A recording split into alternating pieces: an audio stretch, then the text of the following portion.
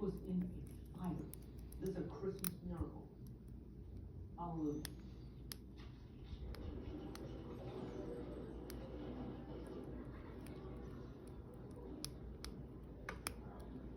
Did you have a family? No, I say Christmas is about family. But I do have a son. Does he know what you do for a living? He thinks I'm in insurance. But that's not what you really wanted to ask, is it?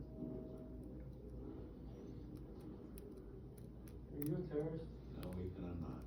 I consider myself more of a freelance facilitator, okay? What does that mean? Clients hire me to facilitate a specific result, varies from job to job. What's the result you're after now? Get back on a plane. Right. What about you? You've been on autopilot for quite a while now. Why don't you quit? Well, if you won't. No, serious. A smart guy like you had to have aspirations at some point. What do you have pinned up on that vision board? You never want to know everything. Why don't you tell me?